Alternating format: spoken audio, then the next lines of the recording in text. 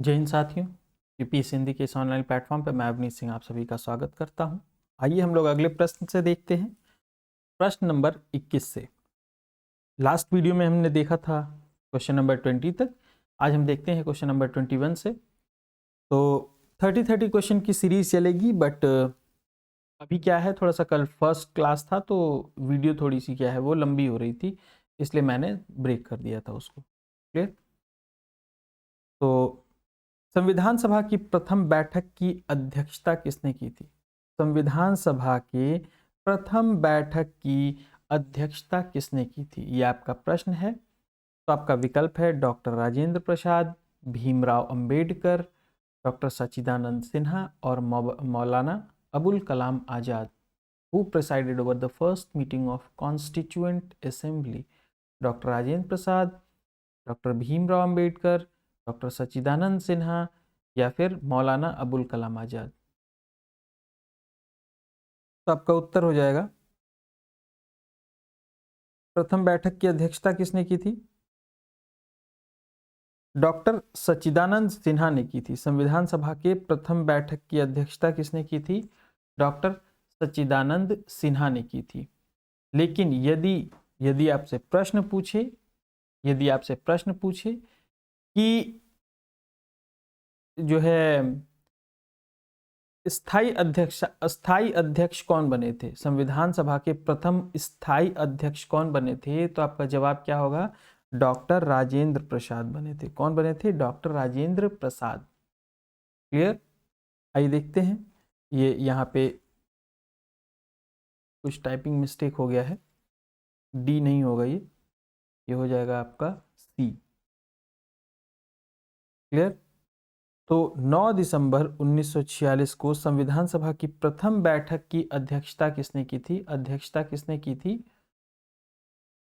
Doctor Sachchidanand Sinha ने की थी। किसने की थी? डॉक्टर सच्चिदानंद सिन्हा ने की थी। ये इसके अस्थायी अध्यक्ष थे। ये आंसर मुझे याद था, नहीं तो महाशय की वजह से जिन्होंने टाइप करके दिया है उनके वो तो गलत ही हो जाता है। क्लियर? तो सच्चिदानंद सिन्हा ने की थी। उसके बाद 9 दिसंबर को जो है पहली बैठक हुई थी। पहली बैठक की अध्यक्षता डॉक्टर सच्चिदानंद सिन्हा ने की थी। इनको कहा जाता है कि ये अस्थायी अध्यक्ष थे। उसके बाद 2 दिन बाद 11 दिसंबर 1946 को संविधान सभा ने अपनी बैठक में डॉक्टर राजेंद्र प्रसाद को निर्विरोध, ये शब्द जो है आप ध्यान रखें, निर्विरोध रूप से संविधान सभा का अस्थायी अध्यक्ष के रूप में निर्वाचित कर दिया था। क्लियर? भारतीय संविधान सभा की स्थापना की गई थी। The Indian constituent assembly was established on, किस तारीख को एस्टैब्लिश्ड हुई थी? 9 दिसंबर 1946 को, 9 दिसंबर 1946। ये आपको जो है एकदम जुबान पे रटे होना चाहिए, ठीक, ताकि सामने पीडीएफ में आपके भी ऐसे विकल्प कोई गलत भी अगर करके दे तो आप सीधे बोल सकिए कि नहीं ये गलत है, सही ये है। क्लियर? आपको इतना कॉन्फिडेंस होना चाहिए, ठीक। तो ये क्या कह रहा है? 9 दिसंबर 1946 को प्रथम बैठक आरंभ हुई थी। प्रथम बैठक आरंभ हुई थी, या फिर कह सकते संविधान सभा की स्थापना हुई थी। दोनों अगर कह के दे तो आपका उत्तर एक ही होगा। क्लियर? भारत को एक संविधान देने का प्रस्ताव संविधान सभा द्वारा पारित किया गया था। संविधान देने का प्रस्ताव जो है संविधान सभा द्वारा कब पारित किया गया था? आप खुद गेस कीजिए। संविधान देने का प्रस्ताव संविधान सभा द्वारा 22 जनवरी 1946 को कैसे हो सकता है? जब 9 दिसंबर 1946 को जब प्रथम बैठक हुई है तो 22 जनवरी 1946 कैसे हो सकता है? ये कैसे हो सकता है? ठीक ना, 22 जनवरी 1947 को। क्लियर? 22 जनवरी 1947 को संविधान सभा द्वारा भारत को एक संविधान देने का उद्देश्य प्रस्ताव पारित किया गया था। और ये भी ध्यान रखें आप कि उस उद्देश्य प्रस्ताव को 13 दिसंबर 1946 को संविधान सभा में जवाहरलाल नेहरू द्वारा पेश किया गया था। आगे चल कर के यही उद्देश्य प्रस्ताव जो है प्रस्तावना का रूप लेता है। तो इसमें दो फैक्ट हैं। जवाहरलाल नेहरू द्वारा उद्देश्य प्रस्ताव पेश कब किया गया था? अगर ये आपसे प्रश्न में पूछेगा तो आपका उत्तर होगा 13 दिसंबर 1946। लेकिन वो उद्देश्य प्रस्ताव जो है वो पारित कब हुआ? तो 22 जनवरी 1947। ये दोनों डेट याद रखिएगा। एक प्रश्न यहाँ से और यूपीपीसीएस पूछ चुका है कि संविधान सभा में उद्देश्य प्रस्ताव किसके द्वारा पेश किया गया था? किसके द्वारा पेश किया गया था? तो आपका उत्तर क्या होगा? जवाहरलाल नेहरू। यहाँ से 3-4 फैक्ट्स आपको मिल गए। ठीक, एक एक प्रश्न से तो प्रश्न तो सेम रिपीट होगा नहीं, आपका क्वेश्चन तो सेम रिपीट होगा नहीं। क्लियर? आप पूरा उसको पढ़ें। ठीक, संविधान सभा को बनाने हेतु भारतीय संविधान सभा के कुल कितने अधिवेशन हुए थे? कुल कितने अधिवेशन हुए थे? भारतीय संविधान सभा के कुल कितने अधिवेशन हुए थे? विकल्प में है 7, 12, 9 और how many sessions of Indian, मैं कभी कभी इंग्लिश वाला नहीं पढ़ता हूँ, सामने लिखा हुआ है, पर how many sessions of Indian constituent assembly was held to make the Indian constitution?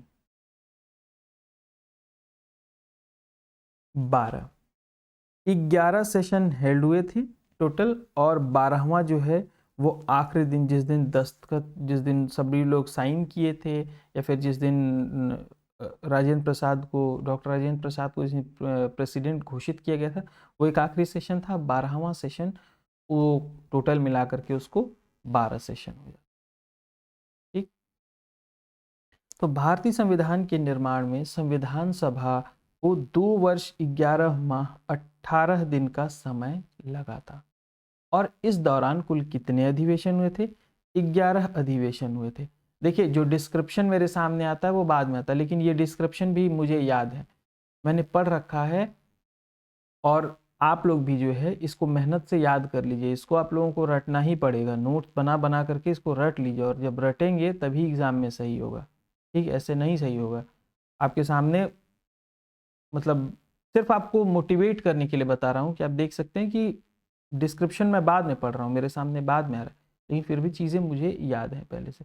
अब आप ऐसा भी कई लोग सोच सकते हैं कि सर आप पहले से ही पीडीएफ पढ़ करके आते होंगे। ठीक, तो आपको जो सोचना है आप सोच लीजिए, लेकिन आप भी याद करिए। ठीक, आपको जो सोचना है सोच सकते हैं, आप उसके लिए स्वच्छंद हैं आप, लेकिन आप लोग भी पढ़िए, याद कीजिए। क्लियर? 11वां अधिवेशन किस दिन हुआ था? 11वां अधिवेशन 26 नवंबर 1949 को हुआ था। ठीक, और इसी दिन संविधान को क्या किया गया था? अंगीकृत किया गया था। इसी दिन अंगीकृत किया गया था। इन 11 अधिवेशनों के अतिरिक्त संविधान सभा पुनः 24 जनवरी 1950 को क्या हुई थी? मतलब अंतिम बैठक हुई थी, आप ऐसे समझ सकते हैं। ठीक ना, अंतिम बैठक हुई थी, उसी दिन सबके हस्ताक्षर किए गए थे। क्लियर? तो विकल्प सी आपका उत्तर हो जाएगा। भारतीय संविधान के निर्माण के समय, भारतीय संविधान के निर्माण के समय संवैधानिक सलाहकार कौन थे? संवैधानिक सलाहकार कौन थे भारतीय संविधान के निर्माण के समय? देखिए, डॉक्टर राजेंद्र प्रसाद, के.एम. मुंशी, बी.एन. राव, या फिर डॉक्टर बी.आर. अंबेडकर। तो डॉक्टर बी.एन. राव कौन थे? Doctor BN. राव थे। क्लियर? उत्तर हो जाएगा आपका बी। इनका पूरा नाम है बेनिगल नरसिंह राव। इनका पूरा नाम क्या है? बेनिगल नरसिंह राव। भारतीय संविधान का प्रथम प्रारूप तैयार किया गया था। प्रथम प्रारूप तैयार किया गया था, किसके द्वारा तैयार किया गया था? भारतीय संविधान का प्रथम प्रारूप किसके द्वारा तैयार किया गया था? इन्हीं के द्वारा किया गया था, जो भारत के संवैधानिक सलाहकार थे। जो भारत के संवैधानिक सलाहकार थे, उनके द्वारा ही तैयार किया गया था। ठीक, बी.एन. राव, बेनिगल नरसिंह राव द्वारा तैयार किया गया था। भारतीय संविधान सभा में भारतीय संविधान का तृतीय वाचन कब प्रारंभ हुआ था? ये प्रश्न पूछा, तृतीय वाचन कब प्रारंभ हुआ था? इसको लेकर के जैसे काफी असमंजस की स्थिति देखते हैं। उत्तर में क्या, उत्तर में भी स्पष्ट नहीं दिया है। संविधान सभा में भारतीय संविधान का तृतीय वाचन 17 नवंबर 1949 से होकर के 26 नवंबर 1949 तक चला था। 17 नवंबर से 26 नवंबर 1949 तक चला था। क्लियर? भारतीय संविधान को 26 नवंबर 1949 को किसके द्वारा अधिनियमित किया गया था? किसके द्वारा अधिनियमित किया गया था? तो संविधान सभा द्वारा, गवर्नर जनरल द्वारा, ब्रिटिश संसद द्वारा या भारतीय संसद द्वारा। तो भारतीय संसद कहाँ बनी थी और ब्रिटिश संसद क्यों भारतीय संविधान को वो करेगी? ठीक, तो गवर्नर जनरल और संविधान सभा द्वारा बचे, तो संविधान सभा सबसे उपयुक्त विकल्प है आपका। देखिए यहाँ पे मैं आपको एक कीवर्ड बताता हूँ, जब भी अंगीकृत, अपनाया गया, अधिनियमित किया गया, इन जैसे शब्द आएंगे तो आप 26 नवंबर 1949 मारेंगे। लेकिन यदि पूछता है कि कब लागू किया गया, कब लागू किया गया, कब लागू किया गया, तो 26 जनवरी 1949। कब लागू किया गया? 26 जनवरी 1949 के दिन लागू किया गया था। अगला प्रश्न है कि निम्नलिखित में से किसने सुझाव दिया था कि भारत की स्वतंत्रता के बाद भारतीय राष्ट्रीय कांग्रेस को राजनीतिक दल के रूप में भंग कर दिया जाना चाहिए? किसने दिया था? किसने बोला था? किसने बोला था? महात्मा गांधी ने कहा था। Mahatma Gandhi has said that the Indian National Congress must be dissolved as a political party after India's independence. ठीक, अगला प्रश्न है, अपनी राष्ट्रवादी प्रतिक्रिया में भारतीय संविधान के निर्माताओं ने अल्पसंख्यकों के हितों तथा भावनाओं के महत्व को कम करके आंका था। यह किसके द्वारा कहा गया था? यानी कि भारतीय संविधान में अल्पसंख्यकों के हितों तथा भावनाओं के महत्व को की बात किसने की थी? आइवर जेनिन्स ने की थी। किसने की थी? आइवर जेनिन्स ने की थी। मैं कहीं कहीं पे नहीं पढ़ता हूँ ये, जहाँ पे मुझे लगता है कि बहुत ज़्यादा कुछ नया इन्फॉर्मेशन इसमें नहीं है, वही रिपीटेड फैक्ट्स ही हैं इसमें, तो नहीं पढ़ता हूँ उसको। क्लियर? चलिए अगला आपका प्रश्न है, किसने कहा था संविधान सभा कांग्रेस है और कांग्रेस भारत? किसने कहा था संविधान सभा कांग्रेस थी और कांग्रेस भारत था? यह बात किसने की थी? ग्रीनविल ऑस्टिन ने। इनका पूरा नाम है ग्रीनविल ऑस्टिन। क्लियर? देखिए यहाँ पे दिया है कि नहीं, संविधान सभा कांग्रेस और कांग्रेस भारत था। यह वक्तव्य जो है पद्मश्री पुरस्कार प्राप्त इतिहास ग्रीनविले ऑस्टिन का था। एक किसमें? द इंडियन कॉन्स्टिट्यूशन में इस बात का वर्णन है, उनकी ही पुस्तक है एक, इंडियन कॉन्स्टिट्यूशन। ठीक, अब ये प्रश्न है कि भारतीय संविधान में कुल कितनी महिला सदस्य थी? महिला सदस्याएं थी, तो टोटल 15 थी। टोटल 15 थी। ठीक, आपका विकल्प क्या हो जाएगा? 15। टोटल कितनी थी? 15 थी, है ना। अब यहाँ से जो इम्पोर्टेंट चीज़ है कि आप 15 के नाम रट लें, 15 के नाम रट लें आप लिस्ट बना करके। आप एक लिस्ट बनाएं, गूगल करें और जो 15 सदस्याएं थीं उनका क्या करें, नाम आप नोट कर लें। ठीक, डॉक्टर BR अंबेडकर की अध्यक्षता में संविधान सभा की प्रारूप समिति में कुल कितने सदस्य थे? कुल कितने अन्य सदस्य थे? अन्य सदस्य, क्योंकि डॉक्टर भीमराव अंबेडकर जो है वो प्रारूप समिति के अध्यक्ष थे, तो इनके अलावा जो लोग थे वो कितने लोग थे? कितने आदमी थे, है ना। या पैसे भी है, कितने आदमी थे? है, कितने थे? 6 थे। ठीक, इसमें देखिए इसमें अक्सर प्रश्न पूछता है यहाँ से कि कौन नहीं था, कौन नहीं था, ये भी प्रश्न पूछ चुका है PCS में। इसलिए आप क्या करिए कि ये जो नाम है सारे, इसको प्रारूप समिति को पांडुलेखन समिति भी कहा जाता था। तो पांडुलेखन समिति में जो 6 सदस्य थे, जिसमें से कि 2 की मृत्यु हो गई थी बाद में, उनके जगह पे 2 नए आए थे, TT कृष्णामाचारी और डीपी माधव राव और टीटी कृष्णामाचारी, 2 लोग आए थे नए बाद में, देखते हैं अभी उनके बारे में। तो इनका नाम आप रट लें। तो पहले थे एन गोपाल स्वामी आयंगर। देखिए कृष्ण जी का नाम है इसमें गोपाल, गोपाल गोपाल स्वामी आयंगर। फिर अल्लादी कृष्ण स्वामी, कृष्ण जी का नाम यहाँ पे भी है, उनको गोपाल भी बोला जाता, उनको कृष्ण भी बोला जाता था। ठीक, कृष्ण स्वामी अय्यर। के एम मुंशी थे, मोहम्मद सदाउल्लाह थे, बीएल मित्र थे और डीपी खेतान। बीएल मित्र और डीपी खेतान, जिसमें मित्र की जगह माधव आए थे और खेतान की जगह टीटी कृष्णामाचारी आए थे। माधव और टीटी कृष्णामाचारी, इनके नाम जो है आप रट लें। क्लियर। नेक्स्ट है हमारा कि भारतीय संविधान ने डॉक्टर बी आर अम्बेडकर की अध्यक्षता में प्रारूप समिति का गठन कब किया था? संविधान सभा में डॉक्टर भीमराव अंबेडकर की अध्यक्षता में प्रारूप समिति का गठन कब किया गया था? तो कब किया गया था? 29 अगस्त 1947। मैं जब तक 2 बार पढ़ता हूं तब तक इतना टाइम होता है कि आप क्या करें, प्रश्न को हल कर लें। आप प्रश्न को क्या करें, हल कर लें, क्योंकि मैं फिर चारों विकल्प बोलूंगा, दोनों को पढ़ूंगा तो समय बहुत ज़्यादा लगेगा, समय बहुत ज़्यादा लगेगा और कॉस्ट बेनिफिट रेशियो इतना नहीं रह जाएगा। इंग्लिश वाले अपना इंग्लिश में पढ़ लें, ठीक, हिंदी वाले अपना हिंदी में पढ़ लें फटाक से। और जितना समय मैं ले रहा हूँ इससे ज़्यादा समय थोड़ी मिलता है परीक्षा में, इससे ज़्यादा समय परीक्षा में नहीं मिलता है प्रश्न को हल करने के लिए। आपको जो है 150 प्रश्न, 150 प्रश्न 120 मिनट में हल करने होते हैं, तो आपकी पढ़ने की क्षमता बहुत तेज होनी चाहिए ना।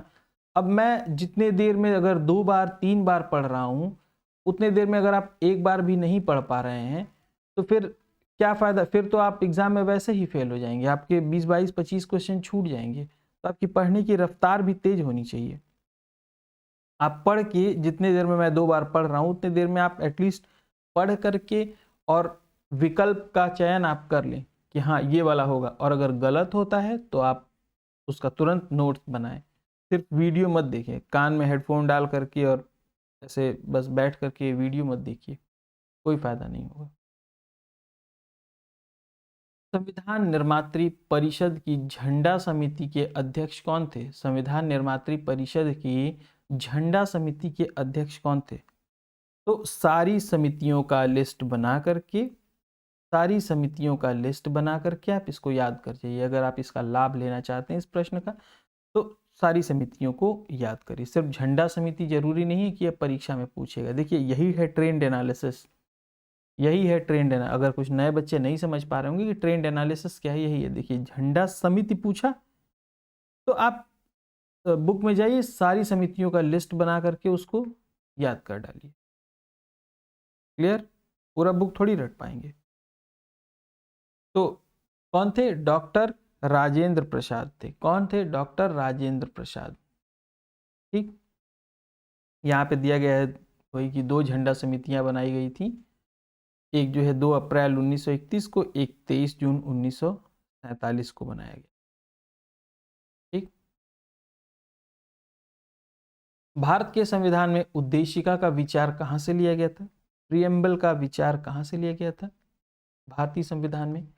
कनाडा, यूएसए, फ्रांस या फिर Italy? The idea of preamble in the Indian constitution has been taken from. उद्देशिका कहाँ से लिया गया था? यूएसए से। उद्देशिका कहाँ से लिया गया है? इसमें 2 चीज़ है कि एक तो उद्देशिका का विचार है, दूसरा है उद्देशिका की भाषा।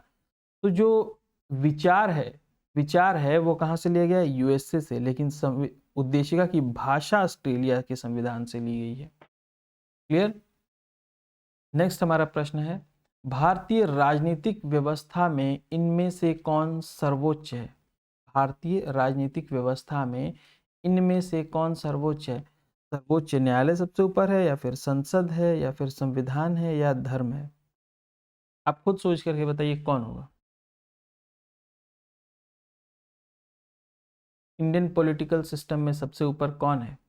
संविधान है, संविधान है। भारतीय राजनीतिक व्यवस्था में संविधान ही सबसे ऊपर है, राज्य व्यवस्था के स्वरूप और उद्देश्य का निर्धारण करता है और विभिन्न निकायों के सृजन का प्रावधान करता है। जुडिशियल रिव्यू की संकल्पना, जुडिशियल न्यायिक पुनरीक्षण, यानी कि जो एक बार डिसीजन दे दिया गया है उसका फिर से रिव्यू करना, ये जो इसको क्या कहते हैं, जुडिशियल रिव्यू कहते हैं। ये इंडिया में भी है, यूएसए में भी है। तो कहाँ से लिया गया, आपका आंसर मिल गया होगा, यूएसए से लिया गया है। कहाँ से लिया गया है, यूएसए से, यूनाइटेड स्टेट्स ऑफ अमेरिका से लिया गया है। ठीक, विकल्प आपका हो जाएगा बी।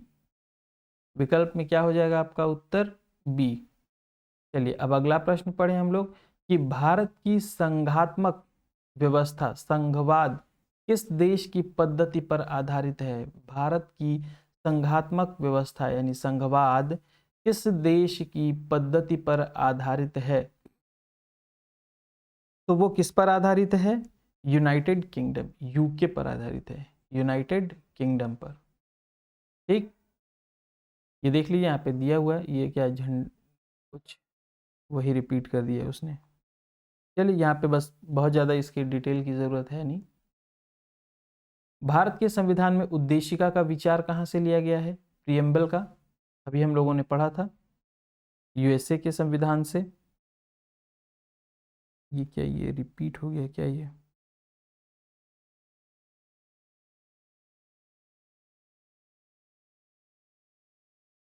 सॉरी, वो 2-3 क्वेश्चन जो है वो रिपीट हो गया था, टाइपिंग मिस्टेक है। हम लोग देखते हैं क्वेश्चन नंबर 14 से।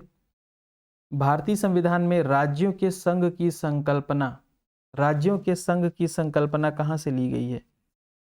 ये ली गई है अमेरिका, ऑस्ट्रेलिया, स्विट्जरलैंड या फिर ब्रिटिश नॉर्थ अमेरिका, यानी जिसको कनाडा भी कहते हैं हम लोग, ब्रिटिश नॉर्थ अमेरिका। तो सी आपका विकल्प है, सी आपका विकल्प है, ब्रिटिश नॉर्थ अमेरिका। ठीक, ब्रिटिश नॉर्थ अमेरिका। संविधान निर्माताओं ने 7वीं अनुसूची में वर्णित संवर्ती सूची की अवधारणा को कहां से ग्रहण किया था। संवर्ती सूची का जो विचार है वो कहां से लिया गया था, संवर्ती सूची। ये विकल्प में कनाडा, ऑस्ट्रेलिया, साउथ अफ्रीका या फिर इटली। ये ऑस्ट्रेलिया के संविधान से लिया गया था। ठीक है, संवर्ती सूची का प्रावधान जो है वो ऑस्ट्रेलिया का, 3 सूचियां हैं ना, संघ सूची, राज्य सूची, संवर्ती सूची। ठीक, तो उसमें से संवर्ती सूची का विचार ऑस्ट्रेलिया से। हम लोग तीनों सूचियों में भी देखेंगे कि क्या क्या है, आगे के चैप्टर में आएगा अभी, कि देता है कि जेल किस में है, रेलवे पुलिस किस में है, जनगणना, बजट, बैंकिंग किसका है, किस में वर्णित है, संघ सूची में, राज्य सूची में या फिर संवर्ती सूची में। तो ये लिख करके देता है। तो अगले इसको चैप्टर में, अगले चैप्टर में ये आएगा, वहां पे हम लोग इसके बारे में पढ़ेंगे। क्लियर। चलिए 16 है, राज्यसभा में गठन में प्रतिभा, अनुभव और सेवा को प्रतिनिधित्व, यानी जो है ना, राज्यसभा में मनोनीत किए जाते हैं प्रतिभा, अनुभव और सेवा के आधार पर, ये कहाँ से लिया गया है। तो आपका विकल्प है आयरिश गणतंत्र, यानी कि Ireland, Canada, USA, Australia. Ireland से, कहाँ से, आयरलैंड से लिया गया है। क्लियर। भारतीय संविधान में मौलिक कर्तव्य का विचार कहाँ से लिया गया है। मौलिक कर्तव्य और मौलिक अधिकार दोनों में कंफ्यूज नहीं होना है। मौलिक कर्तव्य का विचार कहाँ से लिया गया है, अगर ये पूछे तो आपका उत्तर क्या होगा, अमेरिका, ब्रिटिश, रूस और फ्रांस में। तो मौलिक कर्तव्य किसने दिया था, रूस ने दिया था। किसने दिया था, रूस ने। ठीक ना, constitution of Russia from Soviet union. ठीक, उसके बाद लेकिन यदि यदि यदि यदि यदि आपसे पूछे संविधान, मौलिक अधिकार का विचार कहाँ से लिया गया था, तो यूएसए से लिया गया था। कहाँ से, यूएसए से लिया गया था। यहाँ पे नहीं दिया है शायद, आप इसको नोट कर लीजिएगा जिन लोगों को नहीं पता होगा। भारतीय संविधान को कितने भागों में विभाजित किया गया, ये तो प्रश्न बहुत आसान सा है, सबको खटाक से मार देना चाहिए। 22 भागों में, कितने भागों में, 22 भागों में बांटा गया है। ठीक, अगला है संविधान का जो भाग है उसकी आप लोग लिस्ट बना करके तैयार कर जाएं। जैसे सिर्फ क्वेश्चन मत देखिए, जितनी मैं बातें बोल रहा हूँ अलग से उसको भी ध्यान से सुनिए और फॉलो कीजिए, तब निकलेगा। सिर्फ क्वेश्चन आंसर सॉल्व कर लेने से नहीं निकलेगा। देखिए पूछ रहा है ना दूसरा भाग तीसरा भाग, तो 22 भाग हैं। 22 भागों को आप क्या करें, लिस्ट बना करके याद कर डालें कि भाग 1 क्या है, संघराज्य क्षेत्र, भाग 2 क्या है, नागरिकता, भाग 3 मौलिक अधिकार, भाग 4 क्या है, भाग 4 क क्या है, 5 क्या है, 5 में संघ है, 6 में संघ किसका उल्लेख है, 7 में किसका उल्लेख है, कौन सा इसमें निरसित है, 8 में क्या है। ठीक, उन सब को आप जो है याद कर डालिए। क्लियर? 22 तक आपको एकदम जुबान पे रटे होने चाहिए, एटलीस्ट आपके पास सामने विकल्प आए तो हल हो जाए वो। तो भाग 2 में क्या है, नागरिकता है। 3 में क्या है, नागरिकता कैसे हो सकता है जब भाग 2 में है, तो ये उल्टा इधर इधर मैच है ये। 4 क में मौलिक कर्तव्य है, भाग 4 क, चौथा क यहाँ पे लिखा गया, भाग 4 का मौलिक कर्तव्य, और 5वें में नीति निर्देशक, तो ये गलत है। तो क्या विकल्प हो जाएगा, सी। क्या विकल्प हो जाएगा, सी। भाग 4 क में क्या है, मौलिक कर्तव्य है। ठीक है, फंडामेंटल ड्यूटीज जिसको आप लोग बोलते हैं। उसके बाद पंचायत बनाने की परिकल्पना 3 सोपानों में हमारे संविधान के किस भाग में। अब देखिए जब ऐसे ही होता है, जैसे मैं अचानक से यहाँ पढ़ लिया, तो ऐसे ही जब आप क्वेश्चन सॉल्व करना शुरू करेंगे तो डायरेक्ट कीवर्ड्स आप पढ़ेंगे क्वेश्चन के और मार देंगे आंसर आप। ठीक, तो हमारे संविधान के किस भाग में 3 सोपानों में पंचायतें बनाने की संकल्पना, पंचायत बनाने की संकल्पना दी गई है, किस भाग में। 9, 10, 11, 12, भाग 9 में है। भाग 9 में है पंचायतें। तो 9 क क्या है, 9 ख क्या है, यह भी ध्यान रखें। किस में नगर पालिका है, किस में कोऑपरेटिव सोसाइटीज़ के बारे में बात की गई है। ठीक, ये सब आप क्या करें, ध्यान रखें। ठीक, चलिए आगे। भारतीय संविधान का कौन सा भाग और अध्याय संघ और राज्यों के बीच विधायी संबंध के बारे में बात करता है। भाग 11 तो बात करता है, भाग 11 तो बात करता है, लेकिन अध्याय कौन सा है, तो अध्याय कौन सा है, 1 या 2। ए, आपका विकल्प क्या हो जाएगा, विकल्प ए हो जाएगा। ठीक, वित्त विधेयकों के बारे में, वित्त विधेयकों के बारे में विशेष उपबंध किस अनुच्छेद के अंतर्गत किया गया है। वित्त विधेयकों के बारे में विशेष उपबंध किस अनुच्छेद के में किया गया है, तो आपका उत्तर क्या है, 119, 123, 121, 117। क्या है उत्तर, आर्टिकल नंबर 117 में किया गया है। आर्टिकल नंबर 117 में किया गया, क्योंकि 123 में क्या है, अध्यादेश जारी करने की शक्ति है, अध्यादेश है ना, अध्यादेश जारी करने की शक्ति है। और 119 में क्या है, वित्तीय कार्य संबंधी प्रक्रिया है। और 121 में उच्चतम न्यायालय। 119 वाला तो मुझे भी नहीं पता था, यहाँ पे देख लिया, मेरा भी फायदा हो गया। 121 ये तीनों पता था, 117, 121, 123। तो 121 में उच्चतम न्यायालय के किसी न्यायाधीश के कर्तव्यों के निर्वहन के बारे में उल्लेख किया गया है। Question number 23, question number 23, 39A में क्या दिया गया है, समान न्याय और निःशुल्क विधिक सहायता। 40 में ग्राम पंचायतों का गठन। आर्टिकल नंबर 44 में कॉमन सिविल कोड CCC। और 48 में कार्यपालिका का, न्यायपालिका का कार्यपालिका से पृथक्करण। गलत, ये नहीं होगा, आर्टिकल 49 में है ये शायद, न्यायपालिका से कार्यपालिका का पृथक्करण। एग्जैक्टली 49 या 50, 49 में ही है, नहीं 50, सॉरी 50 में है ये, 50 में उल्लिखित है ये। आर्टिकल 48 में ना होकर के, माफ़ करिएगा, 49 में नहीं है, ये 50 में है। ठीक, तो ये कृषि और पशुपालन का संगठन है 48 में, कृषि और पशुपालन का संगठन है 48 में। ठीक, नेक्स्ट है अंतरराज्य परिषद। अंतरराज्यीय परिषद आर्टिकल 263, वित्त आयोग आर्टिकल 280, प्रशासनिक अधिकरण 323A, संघ लोक सेवा आयोग 315। तो इसमें से कौन सा गलत है, इसमें से कौन सा गलत है? Administrative tribunal 323A, finance commission 280, 263, UPSC 315। ये तो चारों सही लग रहा है, देखते हैं। ये चारों सही है। ये यहाँ पे क्या है? चारों सही है, ठीक है, चारों सही है, हम भी सही हो गए। चलिए, भारतीय संविधान के किस अनुच्छेद में केंद्र शासित प्रदेशों के लिए उच्च न्यायालय का प्रावधान है? भारतीय संविधान के किस अनुच्छेद में केंद्र शासित प्रदेशों के लिए उच्च न्यायालय का प्रावधान है? तो किसमें है? 240, 42, 39, 41 किसमें है? अनुच्छेद 241 में है, ठीक ना, आर्टिकल 241 में। तो 239 में क्या है? संघराज्य क्षेत्रों का प्रशासन। 240 में संघराज्य क्षेत्रों के लिए विनियम बनाने की राष्ट्रपति की शक्ति। क्लियर? 226 क्वेश्चन नंबर 26 कि किस अनुसूची में राज्यों के नामों की सूची और उनके राज्य क्षेत्रों का ब्यौरा दिया गया है? तो किसमें होगा ये? पहली, दूसरी, तीसरी, चौथी। तो पहली में क्या है? पहली में क्या है? राज्य और क्षेत्रों का वो किया गया है। दूसरी में क्या है? दूसरी अनुसूची में क्या है? बताइए आप लोग, कमेंट करके बताइए दूसरी अनुसूची में क्या है।